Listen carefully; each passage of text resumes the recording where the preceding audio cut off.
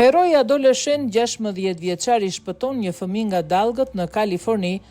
Trump e fton në shtëpinë e bardhë.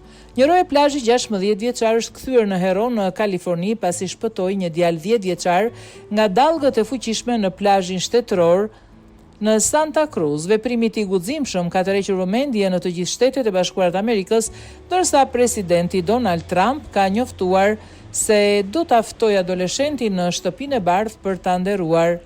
Ryder Williams, i cili punon për herë të parë si roje plazhi në parqet shtetërore të Kalifornisë, tha se nuk mendoi dy herë kur pa 10 vjeçarin të rëmbehej nga dallgët.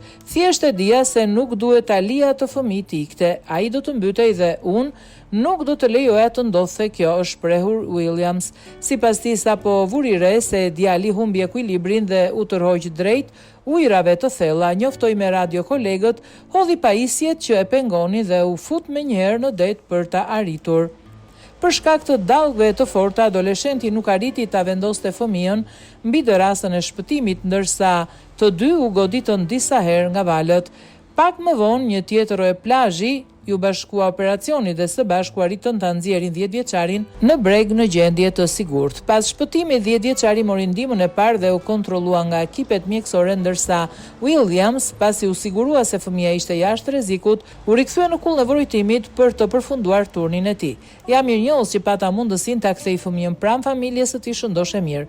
Kjo është puna ime dhe dua të që bëj, ka deklaruar 16 vjeçari.